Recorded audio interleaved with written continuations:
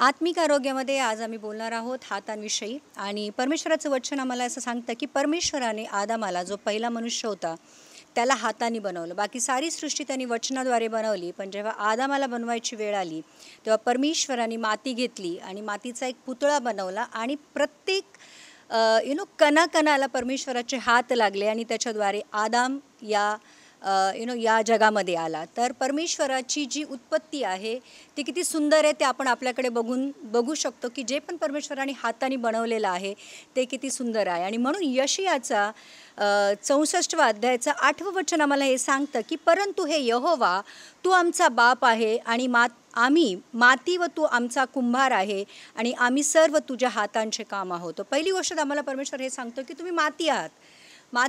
तुमचं जे अस्तित्व आहे ते मातीचं आहे, परंतु माझ्या आत्म्याद्वारे किंवा माझ्या हातांच्या कामाद्वारे जे तुमच्यामध्ये टाकलं गेलेलं आहे त्याच्यामुळे ॲक्च्युली खरं तर तुमचं अस्तित्व आहे. आणि इथे लिहिलेलं आहे की यहोवा परमेश्वर आमचा बाप आहे, त्याने आम्हाला त्याच्या रूपामध्ये आणि त्याच्या समानतेमध्ये बनवलेलं आहे आणि त्याच्या हातांची आपण रचना आहोत. पहिली गोष्ट तर आम्हाला जेव्हा आम्ही आमच्या हातांकडे जसं आज आत्मिक आरोग्यामध्ये आपण हातांविषयी बोलतो, जेव्हा आपण आमच्या हातांकडे बघतो आपण बघू शकतो की हात किती सुंदर रीतीने बनवले. जे बोटं आहेत त्यांची जी रचना आहे आणि प्रत्येक बोटांचं जे काम आहे ते परमेश्वराने आम्हाला सांगून दिलेलं आहे. तर जी परमेश्वराची रचना आहे किंवा योजना आहे ती किती सुंदर आहे ते आम्ही बघू शकतो. तर परमेश्वराचे जे सामर्थी हात आहेत त्याच्याद्वारे आम्ही बनवले गेलेलो आहोत आणि त्याने आम्हाला पण हात दिलेत. जे काम आम्ही आमच्या हातांनी करतो त्याचा आमच्या आत्मिक जीवनावर परिणाम होतो. परमेश्वराचे हात जर काम करतात आणि परमेश्वराचे हात जर इतके सुंदर आणि सामर्थ्य काम करतात आणि त्याच प्रकारे जर त्यांनी आम्हाला रचलेलं आहे आणि त्याने सुद्धा आम्हाला हात दिलेले आहेत, तर आम्ही जे हाताने नॉर्मल जे सुद्धा काम करतो त्याचे आमच्या आत्मिक आरोग्यावर परिणाम होतात. कारण आम्ही आमचे हात कुठल्या गोष्टीसाठी वापरतो हे बघणं खूप महत्त्वाचं आहे. तर परमेश्वराचे हात आजही सामर्थ्याचे काम करतात. आम्ही त्याचे स्वरूप समानता आहोत, तर आम्हाला पण सामर्थी काम करण्यासाठी या जगामध्ये पाठवलेलं आहे. आम्ही परमेश्वराची प्रतिकृती आहोत. तर जर परमेश्वर आजही सामर्थी काम करतो तर आज आमच्या हातांना पण परमेश्वराने ते सामर्थ्य जे दिलेलं आहे की ज्याच्याद्वारे आम्ही सामर्थी कामं करू शकतो. तर आज आम्ही आमच्या हाताने कसली कामं करतो? समजा आम्ही लिहितो आहोत, तर आम्ही काय लिहित आहोत? आम्ही चांगलं लिहित आहोत की कुणाबद्दल वाईट लिहित आहोत? किंवा समजा आमच्या हातांची बरीचशी कामं असतात. स्पेशली जेव्हा आम्ही आता मोबाईलचा वापर करतो तर हा मोबाईलचा वापर हाताने करायला लागतो. तो आम्ही आमचे जी बोटं आहेत ती मोबाईलमध्ये कुठल्या कामासाठी वापरतो? आम्ही कुठला मजकूर टाईप करत आहोत किंवा आम्ही काय स्क्रोल करत आहोत हे बघणं खूप जरुरी आहे. कारण कोणी बघत नसलं तरी वरती ज्याने हात दिले तो डेफिनेटली आमच्या हातांची कामं बघत असतो. आणि म्हणून स्तोत्रसंहिता 63चा 8वं वचन तो सांगतं की तू आहे ना, इकडे दाऊद राजा मला सांगत आहे 63 स्तोत्रसंहिताचा 8 की तुझा उजवा हात मला सावरून धरतो. आजही परमेश्वराचा हात एक प्रकारे शांत बसत नाही, परंतु जेव्हा पण आम्ही घसरायला लागतो, आम्ही पडायला लागतो, परमेश्वराचा उजवा जो हात आहे तो आम्हाला सावरून धरतो. आणि जेव्हा मी 129वं वचन 29वा अध्याय स्तोत्रसंहिताचा 10वं वचन जेव्हा वाचतो तिथे परमेश्वराचं वचन सांगतं की दाऊद राजा म्हणतो की मी कुठे लपू आणि कुठे पळू? जिथे पण मी जाईल तिथे तुझा आत्मा माझ्याबरोबर असतो. आणि तिथे लिहिलं आहे की परमेश्वराचा हात मला चालवतो. तो 139 स्तोत्रसंहिताचं 10वं वचन असं सांगतं की तरी तेथेही तुझा हात मला धरून चालवील आणि तुझा उजवा हात मला धरील. तर जेव्हा पण जे परमेश्वराचे लोक आहेत, ज्यांच्यावर परमेश्वर प्रेम करतो, अशा लोकांना परमेश्वर टाकून देत नाहीत. ते जिथे पण असतील, कारण इथे दाऊद राजा असं म्हणतो की तुझ्या आत्म्यापासून मी कोठे जाऊ? तुझ्या समक्षतेपासून मी कोठे पळू?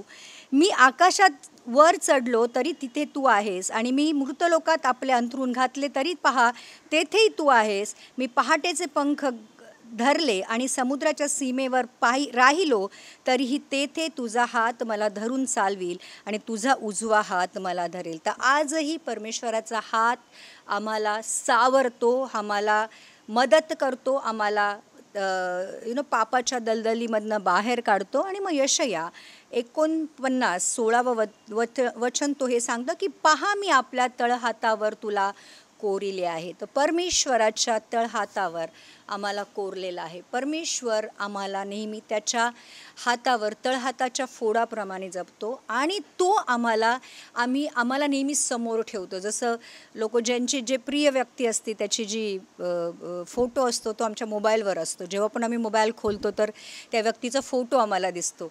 पण परमेश्वराने तो फोटो त्याच्या हातामध्ये खोदलेला आहे, कारण परमेश्वर नेहमी ज्याच्यावर तो प्रेम करतो त्याला समोर ठेवू इच्छितो. तो येशूने आमच्या पापांची क्षमा तर केलीच आहे, परंतु पित्याच्या उजव्या हाताला बसण्याचा आम्हाला अधिकार दिलेला आहे. जे लोक येशूवर विश्वास ठेवतात आणि जे लोक येशूला आपला प्रभू म्हणून स्वीकारतात अशांना पित्याने आपले पुत्र बनण्याचा अधिकार दिला आहे. आणि या सगळ्या पुत्रांना येशू ख्रिस्ताबरोबर त्याच्या उजव्या हाताला बसण्याचा अधिकार दिलेला आहे. तर परमेश्वराने आम्हाला त्याच्या हाताने बनवलं आहे. आजही त्याचा हात आम्हाला सावरतो, मदत करतो, पापातनं बाहेर काढतो, आमचं रक्षण करतो, आमच्यावर प्रेम करतो आणि त्याच्या उजव्या हाताला त्याने आम्हाला बसवलेलं आहे. तर आज आमचे हात काय काम करतात आपण बघूया. वचनामध्ये लिहिलेलं आहे, यशया पहिल्या अध्यायाचं 15 आणि 16 वचन असं सांगतं की आज आम्ही बघू की आमचे हात काय काम करतात आणि परमेश्वर त्या हातांच्या कामाकडे वरतून कसे बघतो. तुम्ही आपले हात पुढे पसराल तेव्हा मी आपले डोळे तुमच्या पुढून झाकीन आणि तुम्ही पुष्कळ प्रार्थना केल्या तरी मी ऐकणार नाही. तुमचे हात रक्ताने भरले आहेत. तुम्ही आपणास धुवा, आपणास स्वच्छ करा, आपल्या आचरणाचे दुष्टपण माझ्या डोळ्यापासून दूर करा, वाईट करणे सोडा. इकडे परमेश्वर वचनाद्वारे आम्हाला सांगतो की तुझे हात रक्ताने भरलेले आहेत आणि मग तुझे हाताने जर पाप केलेलं आहे तर ते जर हात तू माझ्याकडे उंचवत असशील तर मी तुझी प्रार्थना का ऐकावी. आणि मग यशया 49 पहिले 3 वचनं परमेश्वर आम्हाला हे सांगतो की पहा, तारण करवत नाही असा यहोवाचा हात तोकडा झालेला नाही आणि ऐकू येत नाही असा त्याचा कान जड झालेला नाही, परंतु तुमच्या अन्यायांनी तुमच्यामध्ये आणि तुमच्या देवामध्ये येऊन तुम्हाला त्याच्यापासून वेगळे केले आहे आणि तुमच्या पापांनी त्याचे मुख तुमच्यापासून झाकले आहे, म्हणून तो ऐकत नाही. कारण तुमचे हात रक्ताने व तुमची बोटे अन्यायाने विटाळली आहेत, तुमचे ओठ खोटे बोलले आहेत, तुमची जीभ दुष्टपणा बोलते. जर आम्ही आमच्या शारीरिक अवयवांनी पाप केलेलं असेल, हात, पाय, होठ, तोंड आणि मग त्याच हातांनी आम्ही देवाकडे हात उंचावतो तर परमेश्वर काय ऐकेल. एक सिंपल गोष्ट ही आहे की जेवणाच्या आधी आम्ही काय करतो.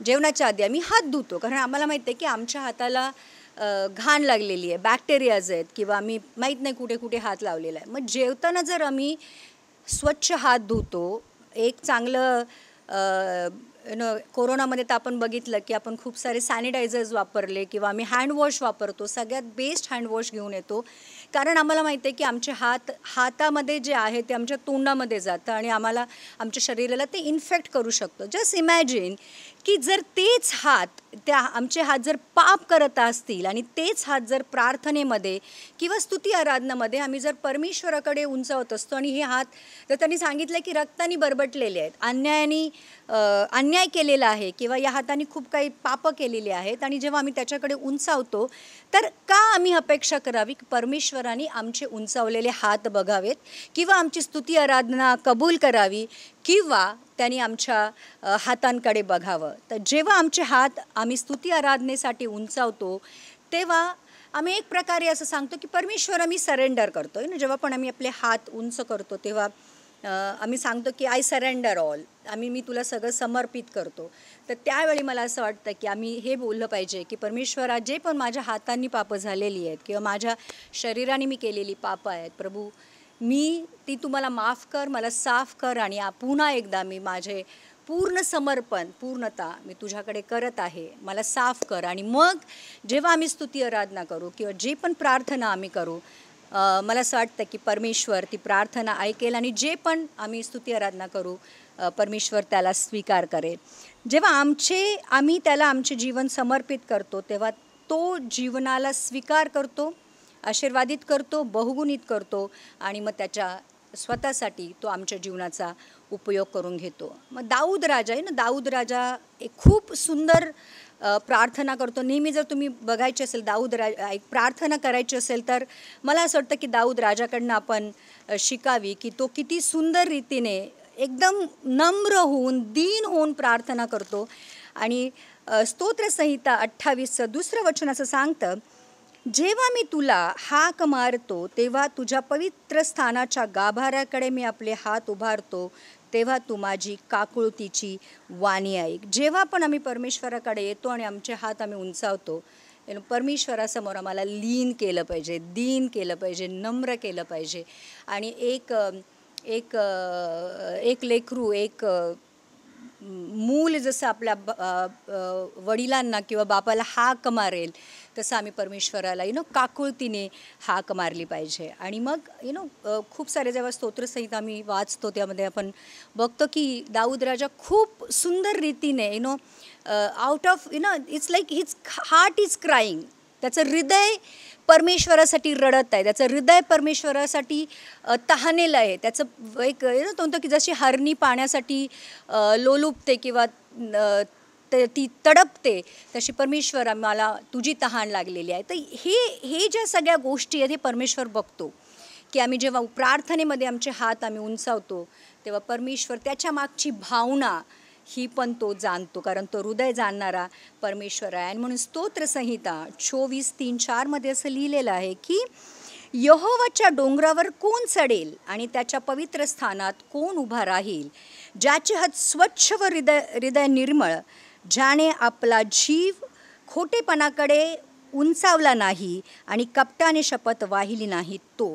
जर आम्हाला परमेश्वराची उपस्थिती पाहिजे, सगळ्यांना परमेश्वराच्या उपस्थितीमध्ये जायचं असतं, पण परमेश्वराच्या उपस्थितीमध्ये जाण्याच्या आम्ही लायक आहो की नाही हे कुणाला कळत नाही. सगळ्यांना परमेश्वराचा स्पर्श पाहिजे असतो, सगळ्यांना पवित्र आत्म्याचा अभिषेक पाहिजे असतो, सगळ्यांना पवित्र आत्म्याची दानं पाहिजे असतात. पण जेव्हा आम्ही परमेश्वराच्या उपस्थितीमध्ये जातो, प्रियांनो, इथं लिहिलेलं आहे की कोण परमेश्वराच्या डोंगरावर चढेल. मूसा सिने पर्वतवर 40 दिवस 40 रात्र 2 वेळा जाऊन राहिला. का तो एकटाच जाऊन राहिला? कारण परमेश्वराने त्याचं हृदय बघितलं होतं. परमेश्वराच्या उपस्थितीमध्ये कोणी पण जाऊ शकत नाही. तर इथे लिहिलेलं आहे क्लिअरली की त्याच्या पवित्र स्थानात कोण उभा राहील, ज्याचे हात स्वच्छ व हृदय निर्मळ आणि ज्याने आपला जीव खोटेपणाकडे उंचावला नाही आणि कपटाने शपथ वाहिली नाही. तर आज जेव्हा आम्ही परमेश्वराच्या उपस्थितीमध्ये येतो तेव्हा आमचे हात कसे पाहिजेत? स्वच्छ पाहिजे.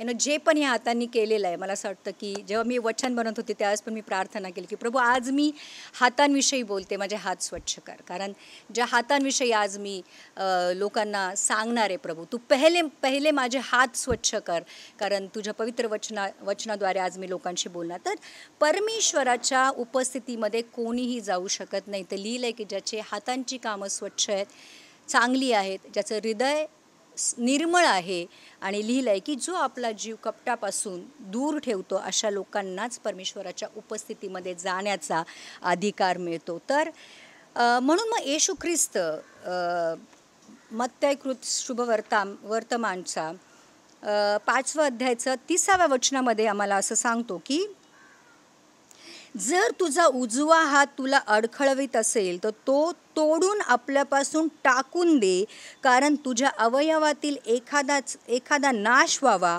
आणि तुझे सगळे शरीर गेहेन्नात जाऊ नये, नरकात जाऊ नये, हे तुझ्या फायद्याचे आहे. तर परमेश्वराचं वचन इथं आपण बघितलं की डोळ्यांनी पाप करत असेल तर डोळा काढून टाक, पायानी पाप करत असेल तर पाय तोडून टाक. इथं परमेश्वर क्लिअरली खूप कठोर वचन असं सांगतो की जर तुझे हात तुला पापाकडे घेऊन येत असतील तर त्यांना तोडून टाक.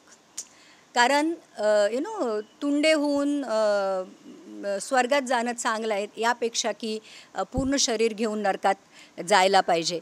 तर खूप कठोरपणे परमेश्वर आम्हाला सांगतो की तुझे तुझे हात जर तुला पापाकडे घेऊन जात असतील तर ते तोडून टाक. म्हणजे आपल्या हातांना पाप करण्यापासून तू त्यांना रोक किंवा त्यांना विरोध कर. तर कधी आम्ही विचार केला आहे की आम्ही आमच्या हातांनी काय काय घाणेरडी पापं करतो? यू इमॅजिन, मतलब ज्यांनी केली आहेत ते प्रत्येकाला माहिती आहे. मी काय केली मला माहिती आहे, तुम्ही काय केली तुम्हाला माहिती आहे. तर आज जितकी पण घाणेरडी पापं आम्ही आमच्या हातांनी केलेली आहेत, आज आम्ही परमेश्वरासमोर ठेवूया. आणि जसं मी सांगितलं, मोबाईलचं उदाहरण घेतलं आहे, that is the worst thing which is happening in a life, की आम्ही आमच्या हातांनी खूप सारे घाणेरडे मोबाईलवर किंवा जे पण इंटरनेटवर आहे ते बघतो, किंवा आमचे हात ते आम्हाला दाखवतात, एक प्रकारे तिथे नेऊन पोचवतात. तर प्रियांनो, आज आम्हाला आमची हाताची कामं कशी आहेत ही एकदा बघी, किंवा आम्ही आमच्या हातांचा वापर कशासाठी करतो हे बघणं खूप महत्त्वाचं आहे. आणि म्हणून परमेश्वराचं वचन आम्हाला क्लिअरली सांगतं की आमच्या हातांनी आम्ही काय केलं पाहिजे. आणि म्हणून उपदेशक 9व्या अध्यायाचं 10वं वचन आम्हाला हे सांगतं की आम्ही आमच्या हातांनी काय केलं पाहिजे. जे काही करायला तुझ्या हाताला प्राप्त होते ते तू आपल्या पराक्रमाने कर, कारण ज्याकडे तू जात आहेस त्या मृतलोकात काही कार्य अथवा संकल्प अथवा विद्या अथवा ज्ञान असे काहीच नाही. तर परमेश्वराचं वचन आज आम्हाला हे सांगतंय, जे काही तुझ्या हातांना करायला मिळत असेल ते डिलिजंटली, सिरियसली, सिन्सिअरली, प्रामाणिकपणे तू कर. कारण जोपर्यंत आयुष्य आहे तोपर्यंतच आम्ही काम करू शकतो. एकदा आम्ही मेलो की मग आम्ही जिथे आम्ही जाणार आहोत त्या मृतलोकात, तिथे कुठलंही कार्य करू शकत नाही, तिथे कुठलाही संकल्प करू शकत नाही, तिथले कुठं विद्या किंवा ज्ञान प्राप्त करून घेऊ शकत नाही. मग आज आमच्या हातांना परमेश्वराने जे पण काम करायला दिलेलं आहे, परमेश्वराचं वचन आम्हाला क्लिअरली सांगतं की ते तू डिलिजंटली कर, तू पराक्रमाने कर, परमेश्वराच्या सामर्थ्याने कर. आणि मग कुलुसीकराचं पत्राचं 3ऱ्या अध्यायाचं 23वं वचन आम्हाला असं सांगतं, आणि जे काही तुम्ही करता ते सर्व माणसासाठी नव्हे तर जसे प्रभूसाठी तसे जीवापासून करा. आम्ही नेहमी जे पण आम्ही करतो ते लोकांना दाखवण्यासाठी करतो किंवा स्वतःच्या खुशीसाठी करतो. तर परमेश्वराचं वचन आज आम्हाला हे सांगतं आहे की जे पण तुम्ही करता ते परमेश्वर बघतोय, आणि जे तुम्ही करणार आहे त्याचं प्रतिफळ परमेश्वर आम्हाला देणार आहे, हे जाणून आम्ही जे पण करतो ते केलं पाहिजे. तर वरतून परमेश्वर बघत आहे हे जाणून आमच्या हातांची कामं आम्हाला केलेली पाहिजेत. म्हणून परमेश्वराने आम्हाला अद्भुत रीतीने बनवलेलं आहे, आम्हालाही हात दिलेत तसेच अद्भुत काम करण्यासाठी, ते सामर्थ्य त्यांनी आम्हाला दिलेत. म्हणून आम्ही जेव्हा कुणाच्याही डोक्यावर प्रार्थना करून प्रार्थना करण्यासाठी हात ठेवतो, ते माणूस आरोग्य प्राप्त करतो, तो दुष्ट आत्म्यांपासून सुटकारा हे करतो. आम्ही लोकांना हातांनी आशीर्वादित करतो, आम्ही लोकांसाठी चांगली गोष्ट हातांनी लिहू शकतो, आणि खूप काही गोष्टी आम्ही ज्या चांगल्या आत्मिक म्हणजे ज्या शारीरिक दृष्ट्या करतो त्याचे आत्मिक पण परिणाम आम्ही चांगले, जेव्हा आम्ही प्रार्थना करतो कुणावर तरी हात ठेवून, बेसिकली आम्ही एक सिम्पलसा हात दुसऱ्याच्या डोक्यावर ठेवलेला असतो, पण जेव्हा आम्ही त्याच्यासाठी प्रार्थना करतो आम्ही खूप साऱ्या गोष्टी ट्रान्सफर करतो. आम्ही जे शब्द असतो त्याच्या शरीरामध्ये ट्रान्सफर करतो. आम्ही परमेश्वराचं अनॉइंटिंग, परमेश्वराचा पवित्र आत्मा आमच्या हाताद्वारे त्या माणसाला स्पर्श करतो आणि त्याच्या जीवनामध्ये अद्भुत कार्य होतं. तर प्रियांनो, परमेश्वराचं वचन हे सांगतं की जे तुम्ही करता ते परमेश्वरासाठी करा, परमेश्वर बघतो म्हणून करा, आणि असंच कुठलंही काम करू नका, तर प्रभूसाठी जीवापासून करा. तर परमेश्वराने जे आज आम्हाला हात दिलेले आहेत ते हात, पहिली गोष्ट त्यांनी त्याच्या हातांनी आम्हाला बनवलेलं आहे. त्याचे हात आजही सृष्टीला सांभाळतात, आम्हाला सांभाळतात, आम्हालाही हात दिलेत त्याच्यासारखे सामर्थ्याची कामं करण्यासाठी. आमचं कर्तव्य आहे की आमचे हात आम्ही स्वच्छ ठेवावे, कुठल्याही पापासाठी त्याचा उपयोग करू नये. आणि दुसरी गोष्ट, जेव्हा आम्ही प्रार्थनेमध्ये जाऊ तेव्हा आम्ही आमच्या हातांना स्वच्छ करून जावं आणि जेव्हा आम्ही उंचावू परमेश्वराकडे प्रार्थनेसाठी आणि स्तुती आराधनामध्ये आम्ही परमेश्वराला आम्हाला स्वतःला समर्पित करावं. आणि सगळ्यात महत्त्वाची गोष्ट, जे पण आम्ही करू ते परमेश्वर बघत आहे, डिलिजंटली प्रामाणिकपणे करू. आणि जितकी कामं आज आम्हाला करायला मिळतील तेवढी आम्ही केली पाहिजे. कारण एकदा जर आम्ही मेलो तर मग त्या मृत लोकामध्ये आराम करण्याशिवाय दुसरा पर्याय नाही आहे. तिथे आम्ही काहीच करू शकत नाही. तर आज जितकं पण आयुष्य आम्हाला मिळालेलं आहे ते चांगल्या कामासाठी आम्ही उपयोग करावं. येशूच्या नावामध्ये हा संदेश तुम्हाला आशीर्वादित करो. आमेन.